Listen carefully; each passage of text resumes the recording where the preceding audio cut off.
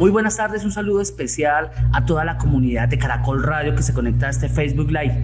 Todo esto en el marco del Education Conference, un evento donde hemos venido hablando de educación y también de innovación.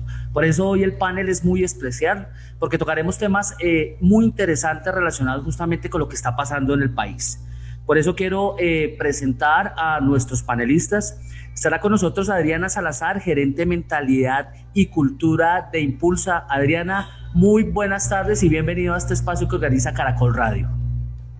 Hola a todos, muy buenas tardes y muchas gracias a ustedes por invitarme a mí y por invitar a Impulsa a este espacio tan importante. Muchísimas gracias, Adriana. También nos acompaña Daniel Alejandro Crespo.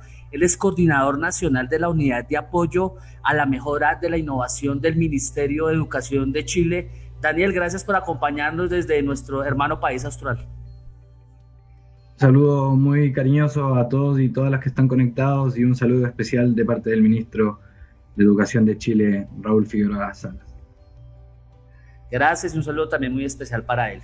Y nos acompaña de la Universidad de la Gran Colombia Víctor Manuel Pérez. Él es el vicerrector de Innovación y Empresarismo de esta casa de estudios, la Universidad de la Gran Colombia. Doctor Víctor Manuel, muchas gracias por acompañarnos en este espacio. Muchas gracias a ustedes por invitarnos y un saludo muy especial tanto a los panelistas como a las personas que nos van a escuchar en este tan interesante tema. Bueno, ¿es Latinoamérica una región innovadora? Es la pregunta que nos nace a partir de lo que significa este gran evento. Impulsa viene desarrollando en Colombia un aporte importante a la innovación, al emprendimiento y también al empresarismo, justamente para hablar de innovación. Por eso me gustaría empezar con Adriana Salazar. ¿Cuál es esa visión que tienen ustedes justamente de lo que está pasando en la innovación, no solo en Colombia, sino en la región? Bueno, pues muchas gracias por la pregunta. Quiero empezar como hablando un poquito de Colombia y cómo nos vemos nosotros desde Gobierno Nacional y qué estamos haciendo desde Gobierno para apuntarle a la innovación.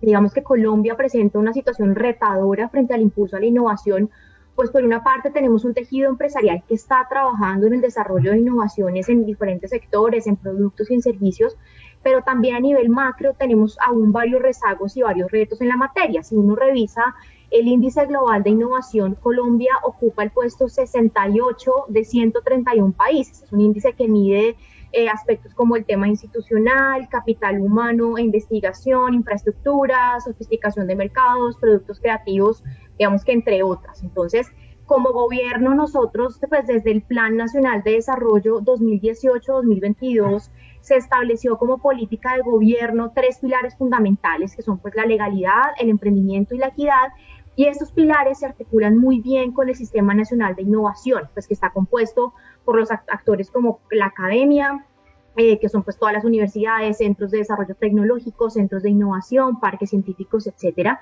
El Estado por los ministerios, gobernaciones, alcaldías, la empresa, MIPYMES, emprendedores y grandes empresas, y la sociedad en general, que es al final la que se encarga o la que recibe ese beneficio de todas las adopciones de tecnología e innovación. Entonces, vemos que desde el Estado colombiano sí se han establecido políticas públicas que tienden y dan las directrices a potenciar la innovación, entre las cuales, por ejemplo, destaco ahora el proyecto de ley de emprendimiento que está en debate en el Congreso, que ha sido liderado por Impulsa Colombia. Destaco el COMPES de Ciencia, Tecnología e Innovación, el COMPES de Emprendimiento, el COMPES de Inteligencia Artificial.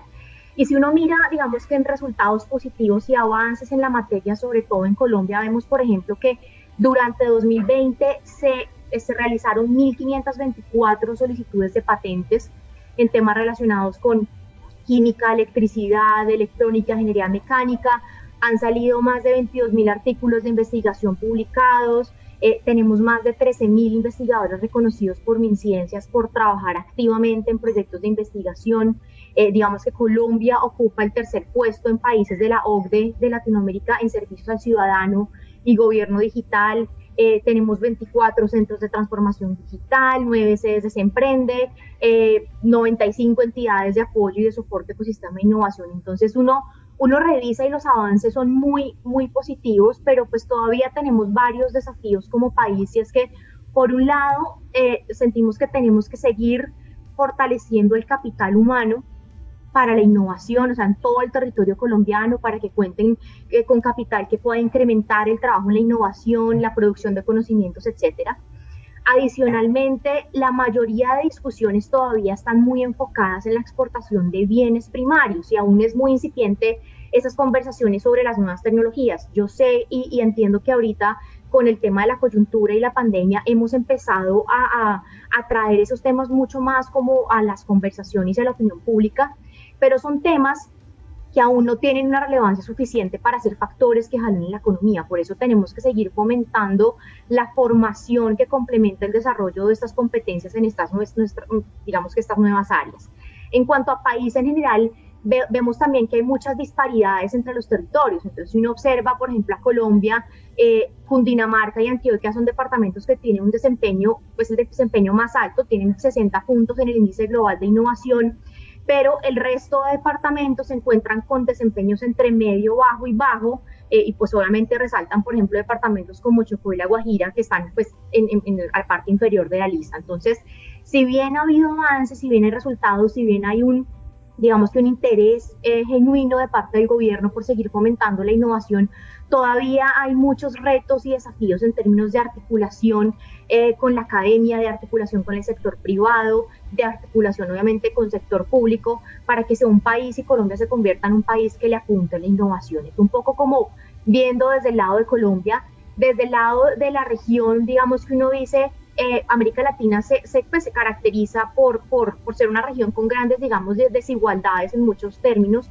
La inversión en innovación y en desarrollo todavía es baja, y todavía creo que hay países que presentan todavía esta desconexión entre sector público y privado, ¿sí? Nosotros, pues, revisando un poco también el índice global de innovación, el desempeño de la región normalmente lo divide en 3 subgrupos. El primero, donde están los líderes, que está pues Chile, México y Costa Rica. El segundo, donde están el grupo con desempeño medio, donde está Colombia, está Uruguay, está Panamá, está Argentina. Y un tercer grupo que está compuesto por, digamos que donde aparecen en el rango inferior, que son El Salvador, Paraguay, Bolivia, Ecuador y Guatemala. Entonces, digamos que en general todavía hay muchos desafíos por la región. Hay desafíos en tener claros enfoques en desarrollo de nuevas tecnologías, en aumento de doctorados por habitantes, en dinamizar el registro de patentes. Entonces, los gobiernos sí están muy buscando como a la vanguardia, buscando desarrollar todos estos temas de desarrollo de conocimiento, no solo desde el sector público, desde el sector privado, sino también desde la academia, y cómo articular todo esto para que al final seamos una región que se destaque por temas de innovación. Entonces, tenemos avances, pero también tenemos grandes retos. Sin duda, grandes retos, Adriana, y tocabas un tema muy interesante sobre la articulación con los distintos sectores, con la academia, con el sector productivo, para que justamente la región Colombia y la región crezca. Por eso, Daniel Crespo, ¿cómo ha sido esa articulación que se viene dando de la educación y la innovación en Chile? Sí, a ver, les cuento un par de cosas que han pasado por acá, porque como dijo Adriana y lo describió muy bien, nos dio un piso muy interesante para conversar, porque hizo un mapeo muy rápido y preciso de lo que es el continente, la región.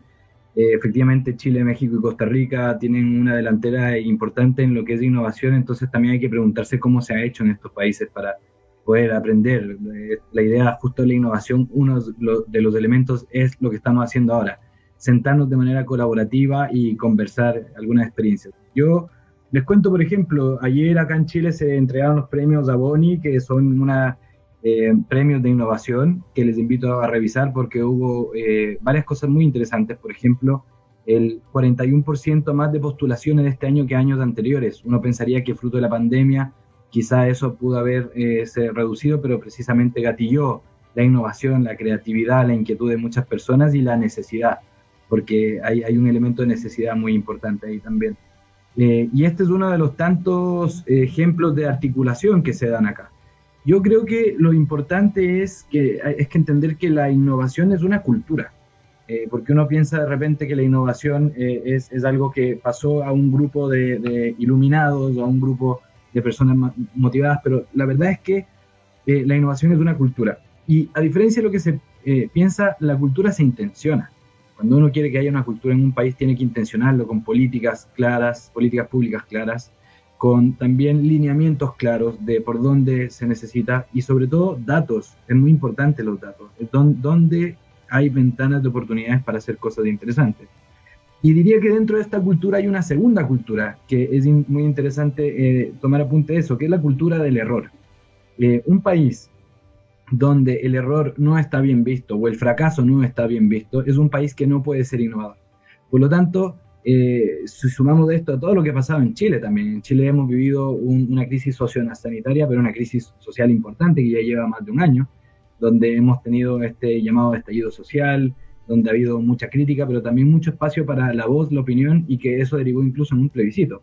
Es decir, un país donde la cultura del error puede ser aceptada y se puede decir cómo construimos de nuevo, cómo dialogamos nuevamente, cómo empezamos nuevamente. Entonces, la cultura del error aquí es fundamental. Y yo les diría que más allá de las articulaciones concretas que puedan haber entre el sector privado, público, la sociedad civil o el Estado, que son muy importantes, es cómo generamos esa cultura y esos espacios para que haya información relevante para toma de decisiones y al mismo tiempo una cultura donde el fracaso sea algo destacable, porque para fracasar, o como dicen, las heridas se ganan en la guerra, ¿verdad? Bueno, para fracasar hay que haberlo intentado, y la innovación es precisamente eso, haberlo intentado. Muchas gracias, Daniel. Interesante ese tema que se presenta ahí con relación al fracaso. Víctor Manuel Pérez, vicerrector de innovación de la Universidad de la Gran Colombia, desde la academia justamente ya hace contacto permanente con los futuros profesionales, con los estudiantes. ¿Cómo se viene trabajando justamente esas consideraciones para producir y para formar profesionales innovadores? Bueno, frente a la respuesta, pero quisiera aprovechar un minuto para hacer lo que es Latinoamérica y lo que es Colombia frente a lo que es. Mire, decir que Latinoamérica en este momento es innovadora o que Colombia o cualquier país está en el camino hacia la innovación. O sea, lo que dice la doctora Adriana es correcto. Hay oportunidades, pero hay grandes retos. Sobre todo uno de los retos más importantes que tienen que ver, primero, con el talento humano innovador. O sea, cómo nuestros sistemas de educación han sido tradicionales, cómo hasta ahora estamos empezando realmente a tener esa posibilidad de cambios de modelos mentales, cómo en el atrevimiento individual se han dado más las innovaciones que desde la misma educación, todo lo que hemos hecho a través del emprendimiento, la creación de empresas, ha salido no de la educación, sino de la forma en que las personas a veces se atreven individualmente. Lo que hace impulsa todo lo que es la política actual en Colombia, lo del Ministerio de Ciencia, Tecnología e Innovación, todos son esa forma en que el Estado se está aproximando a encontrar las posibilidades para desarrollar la innovación, y eso le ocurre a Latinoamérica. Y cuando hay presiones fuertes comienzan a desarrollarse en cosas, y en ese sentido de que las crisis nos llevan a las oportunidades, tengo una respuesta sencilla. Y es que los problemas y las crisis no nos llevan a oportunidades si no tenemos respuestas a esas crisis y a esos problemas, que son oportunidades en la medida en que se dan respuestas, tanto innovadoras, que se dan respuestas diferentes y que se generan soluciones a esas crisis y a esos problemas, que es donde encontramos las innovaciones. Latinoamérica tiene que trabajar fuertemente, y la unión entre lo que es Estado, empresas, sociedad y universidades, o educación en su totalidad, es la que le va a generar mayor posibilidad para explotar eso que ha sido lo que se ha identificado en Latinoamérica como la capacidad creativa e innovadora de las personas.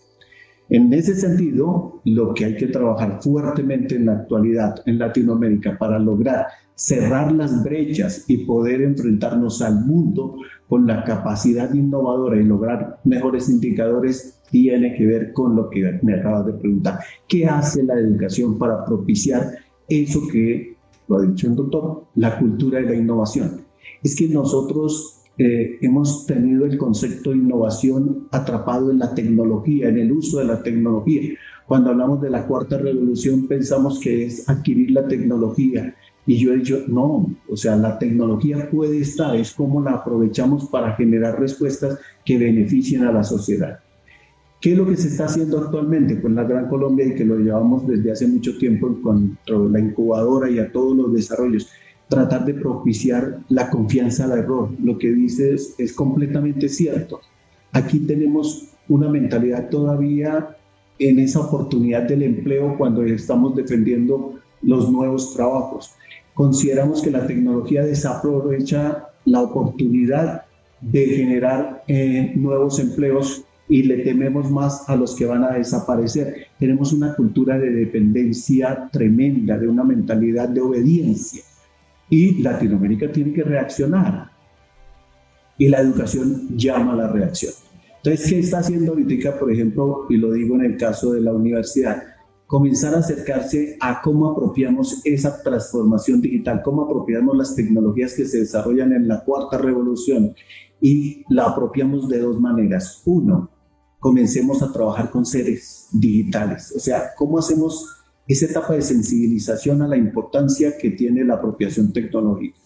Un segundo momento, cómo formamos. A mí me encanta el programa, por ejemplo, ahorita de los 100.000 programadores que tienen para Colombia. A mí me encanta, pero yo digo, oiga, venga, ¿qué haríamos después de tener los 100.000 programadores si no tenemos la visión de futuro con esos 100.000 programadores? Porque ahí vamos a tener desarrollos.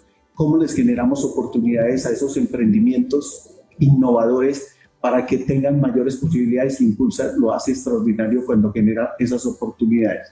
Entonces, en la educación se va a comenzar a dar una revolución de apropiación de la tecnología, apropiación de todas las tecnologías de cuarta revolución, empezando por las de digital, que son las que más van a acercarse, para llegar a inteligencia artificial, big data, todo lo que son los nuevos puestos del futuro.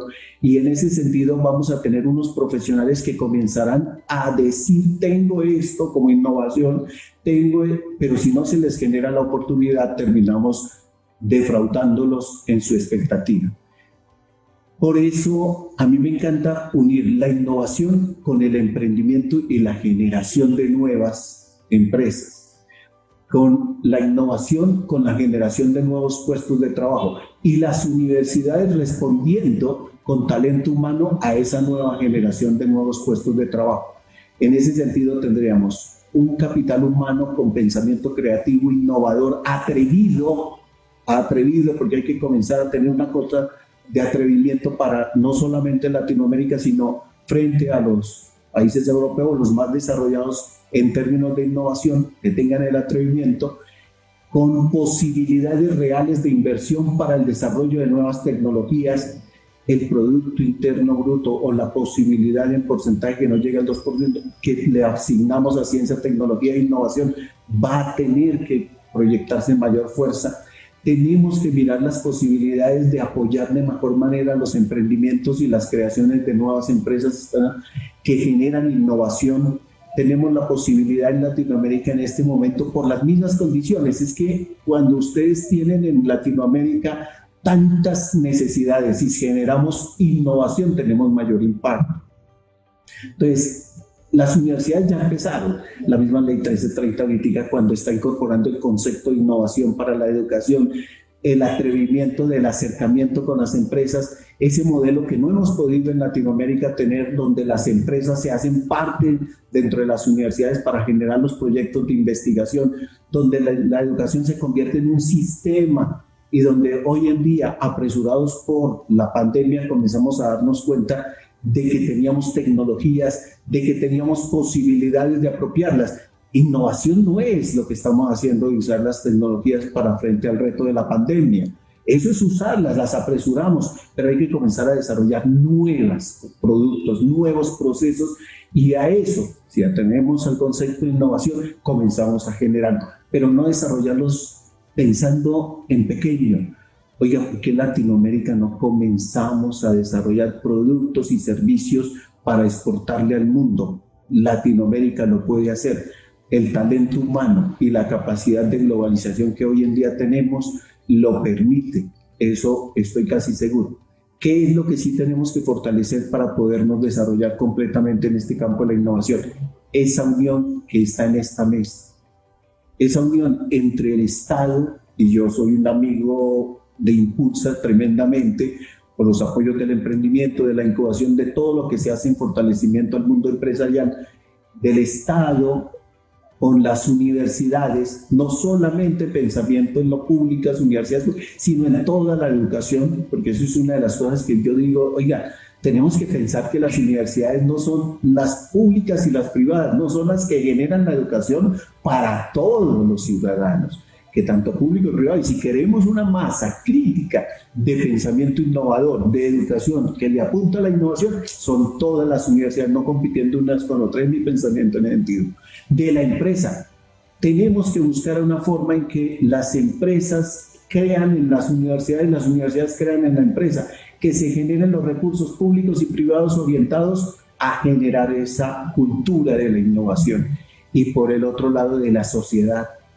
Mire, hay una discusión fuerte y por eso la Universidad de la Gran Colombia Británica con la Vicerrectoría de Innovación no tuvo.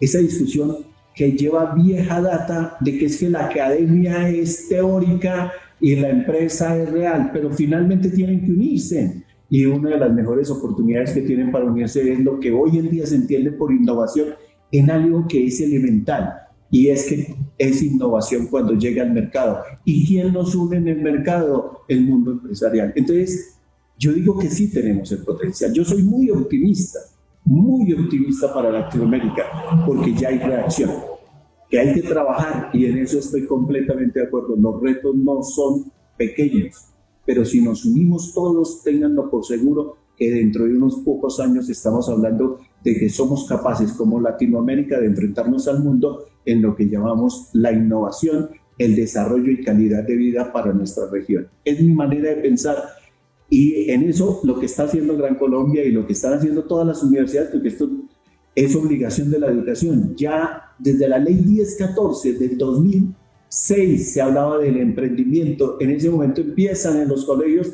a trabajar el tema del emprendimiento. Hoy en día, con lo que dice la doctora Adriana, la nueva ley de emprendimiento le está apuntando con claridad a que tenemos que tener un capital humano que realmente crea y se prepare para dar respuestas innovadoras ante unas necesidades sociales que están planteadas. En eso, bienvenido a este tipo de conversatorio, bienvenido a estos retos, porque la educación del futuro y la educación es para el futuro, y lo he dicho en muchas oportunidades en las universidades. No estamos educando para el 2020.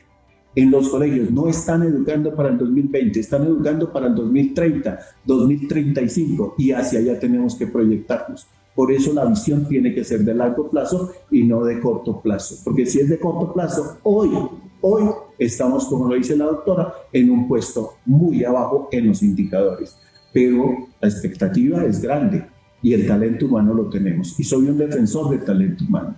Y en ese sentido creo que las universidades están jugando un papel importante, y en este momento, te lo digo con sinceridad, por la Gran Colombia, con el liderazgo del doctor Marco Tulio Calderón, el rector, y todo lo que se está pretendiendo hacer dentro de la universidad es una visión de que las universidades deben ser respuesta innovadora para la sociedad que nos está exigiendo ese compromiso. Bueno, muchas gracias, Víctor Manuel. Puntos coincidentes, uno de ellos, el talento humano. El talento humano. Adriana Salazar planteaba que ese es uno de los grandes retos que tiene en este momento el país para trabajar desde la innovación, y sobre todo desde la óptica de Impulsa. ¿Qué debería tener los profesionales, esa nueva generación de profesionales, justamente para que tengan ese chip innovador? ¿Qué competencias deberían adquirir desde la academia para hacer ese proceso más rápido de la innovación en nuestro país? Bueno, yo creo que voy muy en línea con lo que mencionaban mis compañeros de panel, y es que la innovación no solo se debe ver desde un tema técnico, sino también desde un tema cultural. Y como bien lo decían, hay que empezar a desarrollar estas habilidades, estos valores, estas creencias a partir de la educación. O sea, el rol de las universidades, el rol de los colegios es sumamente importante.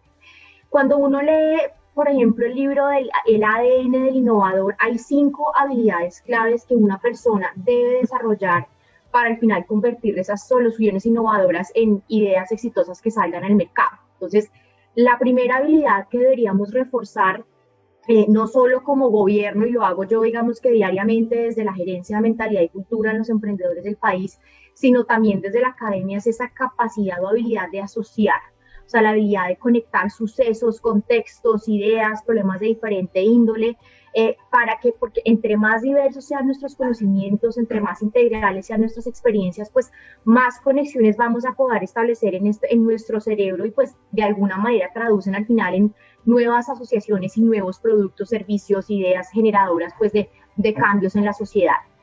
La segunda habilidad que yo recomendaría o que recomienda el libro del ADN del innovador es la habilidad de cuestionar, y es esa habilidad de hacer preguntas para todo, que en muchos casos pues retan el sentido común. Esta habilidad permite al innovador comprender causas de problemáticas, entender restricciones que se asocian a procesos creativos.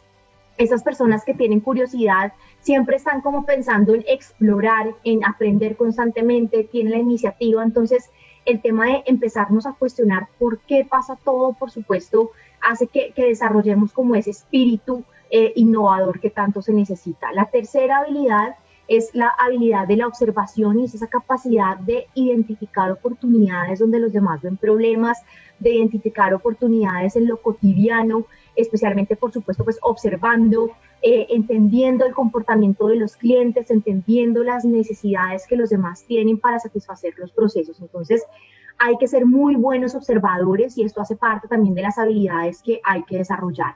4, la habilidad de trabajar en red, de trabajar colaborativamente, de trabajar no solo con mis compañeros, sino también incluso a veces con mi competencia. En este proceso, por ejemplo, del emprendimiento es sumamente importante trabajar colaborativamente y encontrar diferentes habilidades en los demás para enriquecer estas oportunidades de mercado.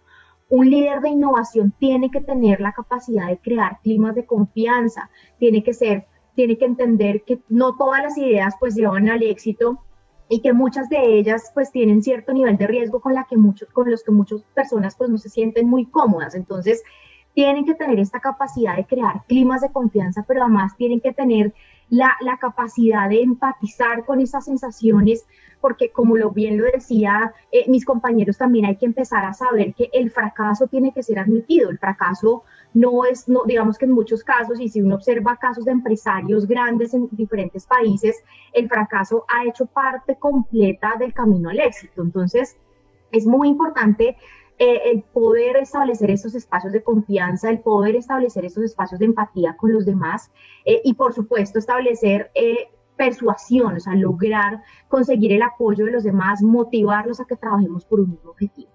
Y una quinta y tal vez última habilidad de la que yo hablaría, y creo que hay que seguir reforzando desde los diferentes ámbitos de la sociedad, es la experimentación.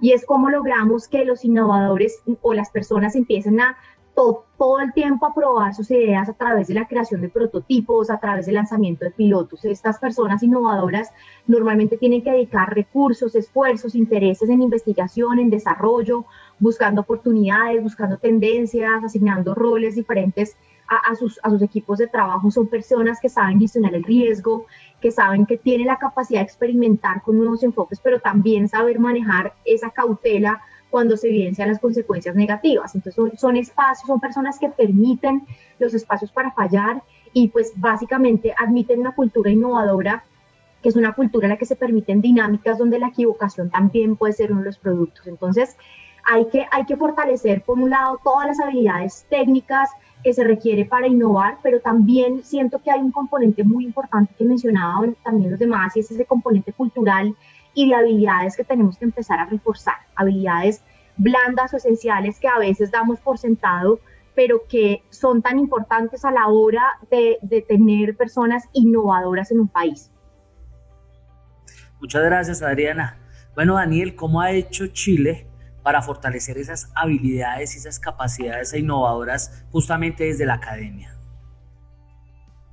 Bien, lo primero, rescato todo lo que han dicho tanto Adriana como Víctor Manuel, muy interesante, y quiero partir por aclarar que el Estado o el gobierno nunca es el innovador, sino que es el responsable de generar espacios para que haya innovación y oportunidades para que haya innovación. La innovación viene de las personas.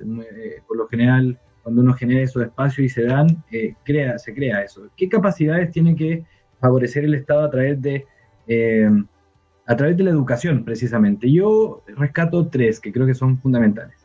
Primero es, todo buen innovador sabe por qué hace las cosas, y esto no es una novedad en este panel, seguramente lo expresa muy bien Simon Sinek en su libro The Golden Circle, ¿verdad? El círculo, este círculo de oro, donde todo buen innovador parte por el por qué, respondiendo el por qué hago las cosas. Por lo tanto, necesitamos personas que sean reflexivas, que tengan un sentido del por qué hacen las cosas. Por qué, cómo y al final ver el qué. Eso es lo menos importante, y eso no tiene que ver con algo ni siquiera psicológico, sino con algo ya biológico de cómo estamos constituidos los seres humanos, ¿verdad? Cómo nos movemos por el por qué.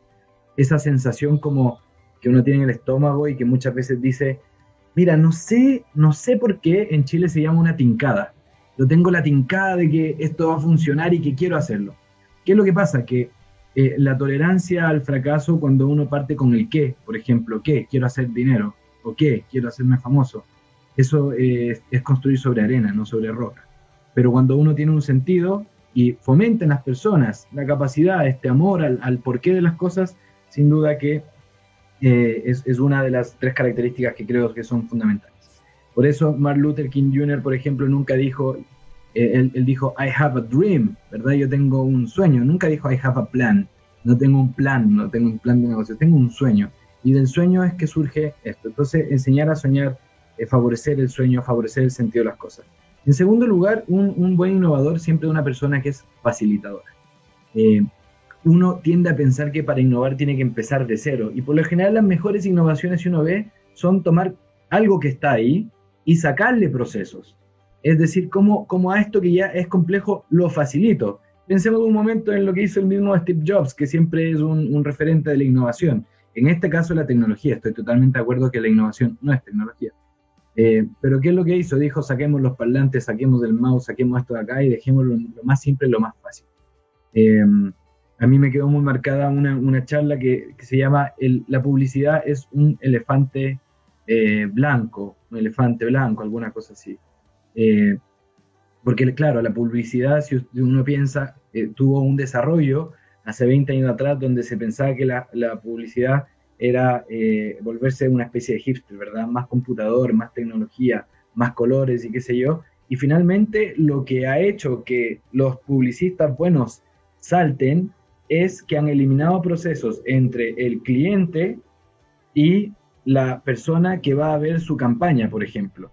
Que no haya un agente entre medio, que no haya sino que el cliente esté en la mesa conmigo pensando la última estrategia. Es decir, eliminaron procesos. Por lo tanto, todo lo que sea facilitar es innovar. ¿Cómo facilito, quito procesos? Más que sumo cosas a un proceso. Y en tercer lugar, creo que es muy importante el sentido de urgencia. Yo dije en primer lugar el sentido del por qué, ¿verdad? En segundo lugar, un sentido de facilitar. Yo tengo que ser un facilitador, no hacer más complejas las cosas. Y en tercer lugar, ese sentido de urgencia. ¿Y por qué sentido de urgencia? Porque en el fondo, cuando uno tiene un sentido de urgencia por las cosas, trabaja de manera distinta. Y lo vemos mucho en la educación, lo vemos mucho en el servicio público en general.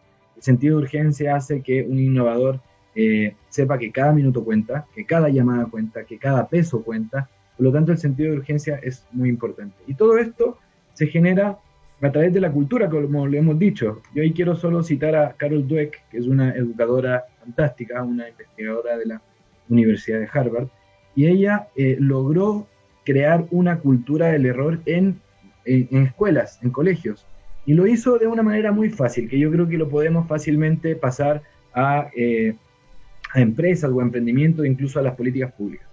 Voy a poner 2 ejemplos de lo que ella hizo. Primero, incorporó el no yet, el no todavía. En lugar de poner calificaciones a los estudiantes, les ponía una nota que se llamaba no yet, no todavía. Entonces, cuando el estudiante decía no puedo, ella cambiaba ese no puedo por un no todavía, no puedes todavía. ¿Eso qué genera en los estudiantes y en el cerebro de las personas?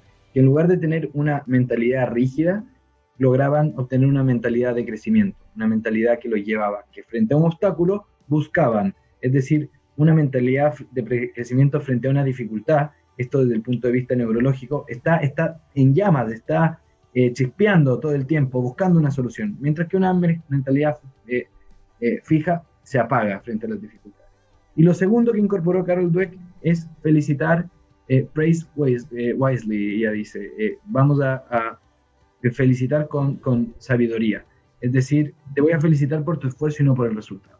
Por lo tanto, en Chile, por ejemplo, se dice qué seco cuando hiciste algo muy bien, ¿no? Qué seco, qué capo, qué genial lo que has hecho, ¿no? Bueno, eso se ha reemplazado ahora por qué buen esfuerzo hiciste. Y eso se tiene que trasladar también a la política pública. Cómo nosotros premiamos el mérito, facilitamos el esfuerzo y no solo el resultado final. Todo eso hace que tengamos una sociedad que tiene una mentalidad de crecimiento, como decíamos antes, también una mentalidad apta para el error y por lo tanto una mentalidad que de un sentido, de un porqué, puede generar después cosas y soluciones concretas, facilitando y con sentido de urgencia. Sin duda, Daniel, temas absolutamente interesantes los que se tocan en el marco de este Education Conference que en esta oportunidad se realiza por el Facebook Live de Caracol Radio. Doctor Víctor Manuel Pérez, estas metodologías ágiles, estas competencias, esta serie de metodologías que se presentan para la enseñanza, ¿se están aplicando en este momento en la academia en Colombia? Si contesto sí, rotundo, estaría diciendo una mentira o una equivocación. Yo creo que la educación por sí sola se está enfrentando en la actualidad a un reto de cambio. En Latinoamérica, el ejemplo que acaba de hacer en Chile me parece extraordinario. O sea, hasta qué punto se logra involucrar esas nuevas formas de ver la educación en todo el sistema. Sí hay casos aislados donde el docente se atreve, donde en determinado momento algunas instituciones se atreven y eso facilita la posibilidad de hacer pequeños avances. Pero el reto grande que tiene Latinoamérica es enfrentar la necesidad de cambio para todo el modelo de educación tradicional que existe. Si nosotros no nos aceptamos como reto de eso, vamos a tener dificultades de futuro. ¿Qué quiere decir eso?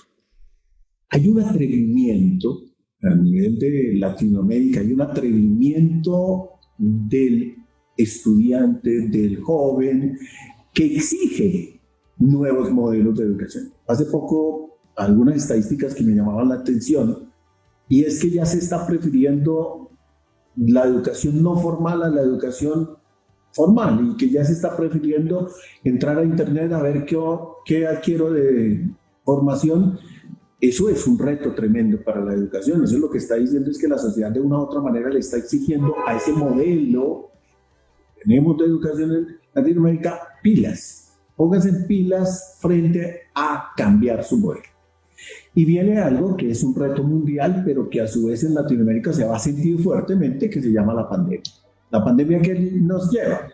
La pandemia nos lleva a entrar en lo que se llama la educación asistida por virtualidad. De la noche a la mañana se dijo, entramos en esta educación. Y en ese sentido se dijo, es que ya la innovación, y entonces hay un choque tremendo entre el tradicionalismo de la educación y la nueva educación.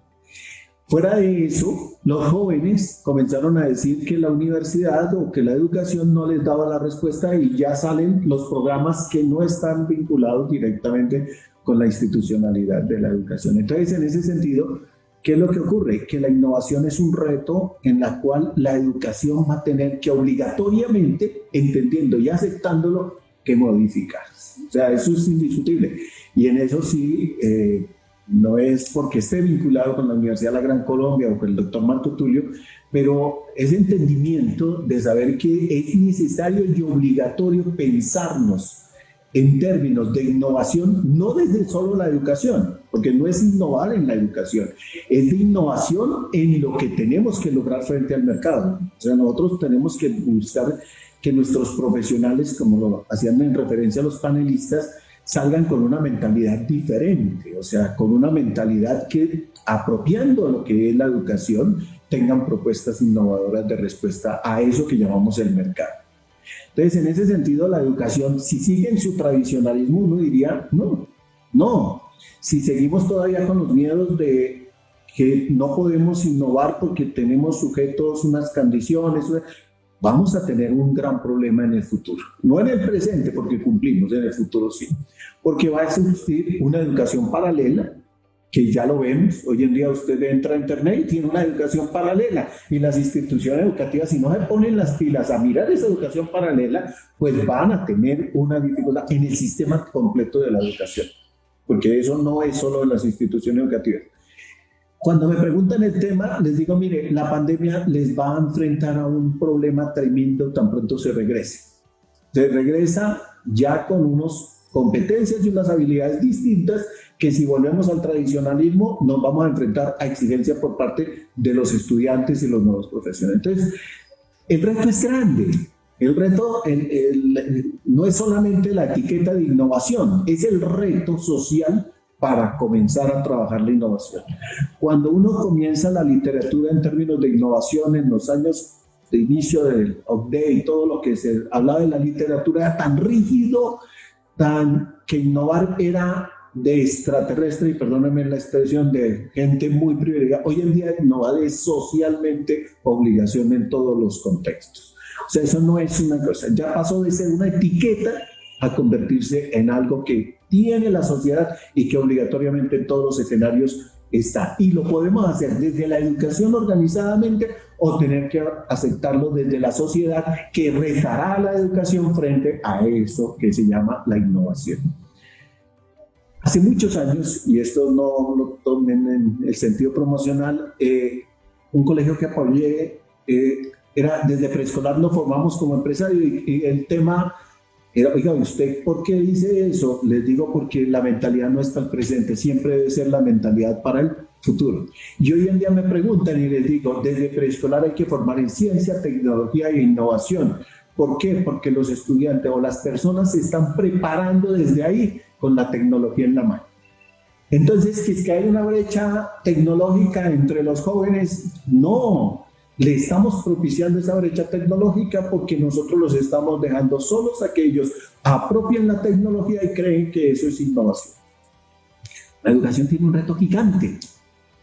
Yo, como me digo, la Gran Colombia, y me encanta todo esto, ha aceptado ese reto con el director Marco Luis, con lo que está haciendo dentro de la universidad. ¿Por qué lo ha aceptado? Porque sabe perfectamente que si seguimos al ritmo tradicional, no damos respuesta a lo social. Entonces, se le cumple a la educación, pero hay que cumplirle a la sociedad. ¿Qué pasa en el 2030?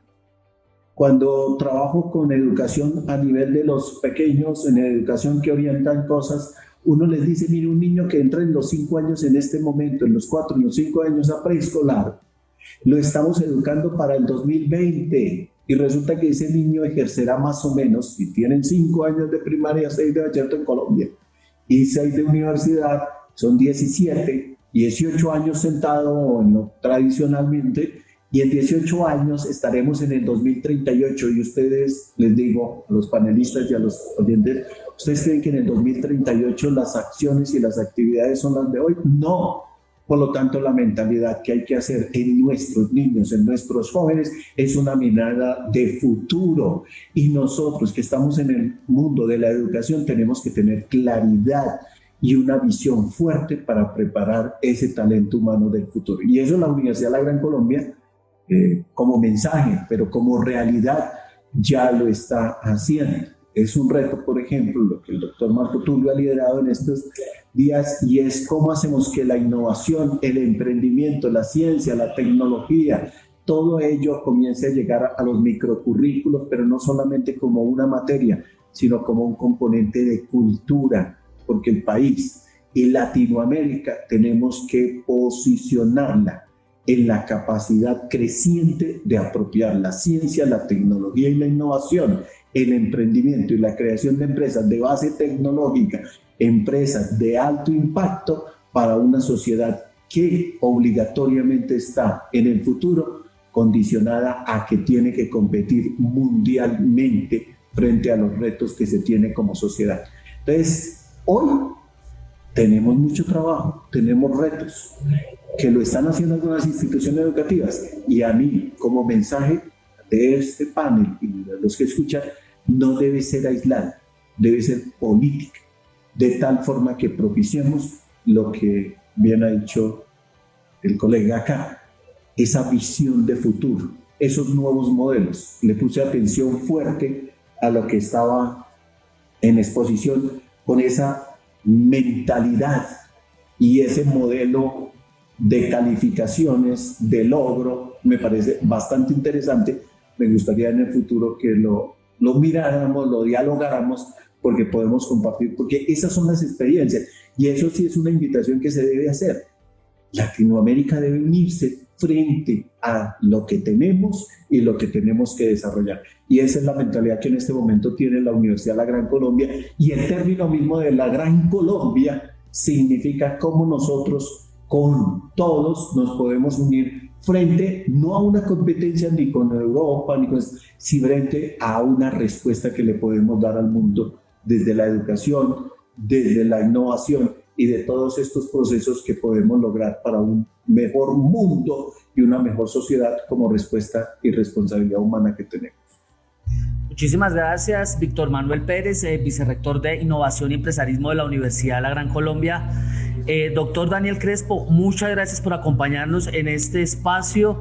Un saludo muy especial, por supuesto, al Ministerio de Educación de Chile por acompañarnos en este evento del Education Conference que se realiza en el Facebook Live de Caracol Radio. Hemos tenido también la presencia de la doctora Adriana Salazar, gerente de Mentalidad y Cultura de Impulsa. Sin duda el tema da para muchísimo, es algo muy interesante, es una necesidad propia y por supuesto le doy la palabra al licenciado Daniel Crespo para que con sus palabras podamos despedir este gran evento. A ver, lo primero, agradecer mucho la instancia. Creo que para resumir lo que se ha dicho es que tenemos una ventana de oportunidades muy interesante, que es la pandemia, que nos ha obligado de alguna manera a recordar que la innovación, lo dijo muy bien el doctor, no es tecnología, porque un PPT, por ejemplo, es tecnología y no es innovación.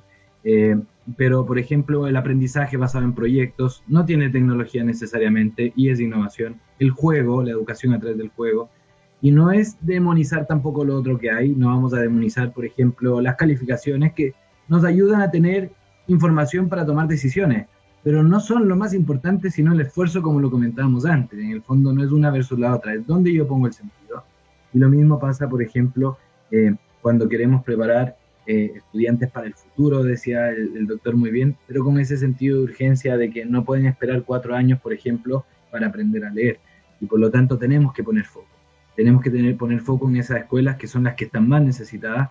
Uno no puede decir en 4 años vamos a mejorar, en 4 años ya las brechas son irreversibles muchas veces. Por lo tanto, foco, y es lo que nos obliga a la pandemia ahora. Hemos tenido tanta pérdida de aprendizaje y de experiencia que vamos a tener que poner foco, vamos a tener que hacer un back to basics y ver qué es lo primordial. Sin duda los desafíos van a ser nivelación y restitución de aprendizaje, desde que aprendan bien a leer y a escribir, hasta la contención socioemocional, es que se sientan queridos y escuchados. Por lo tanto, la mejor innovación ahora va a ser volver a lo simple, a lo sensible, olvidarnos de que los nativos digitales, no existe tal cosa como el nativo digital, el cerebro no existe tal cosa como el multitasking, el cerebro oscila, enfoca y desenfoca. Así que estudiantes que puedan estudiar con un celular pegado, no es así. Y un gran aprendizaje, por ejemplo, acá en Chile ha sido la priorización curricular. Hemos tenido tan poco tiempo que hemos tenido que priorizar el currículum a lo más básico, y así podría dar muchos otros ejemplos. La red integrada de salud ha sido una innovación que ha sido facilitar el contacto entre lo privado y lo estatal. Y no me quiero ir sin dejar una idea muy importante, tomándome de lo que dijo también nuestro colega panelista.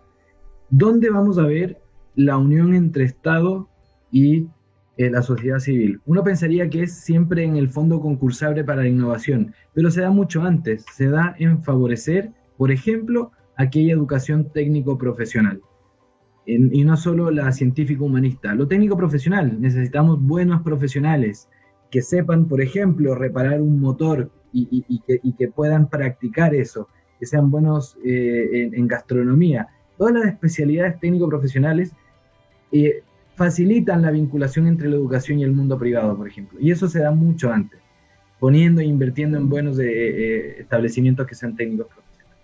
Porque estamos preparando precisamente, como decía mi colega panelista, para estudiantes que van a estar mucho más adelante haciendo eso técnico. La tecnología cumple un rol importante, pero es mucho más importante el sentido de lo que van a hacer en el futuro. Así que a las órdenes de parte del Ministerio de Educación de Chile, en general a este tan lindo país que es Colombia, y por supuesto en específico a la universidad y a todos los que nos están escuchando. Así es, muchísimas gracias a Daniel Crespo por acompañarnos desde Chile, a Víctor Manuel Pérez de la Universidad La Gran Colombia y también a Adriana Salazar de Impulsa en este gran evento. La oportunidad tiene un gran aliado que es la educación y por supuesto la innovación. Muchísimas gracias.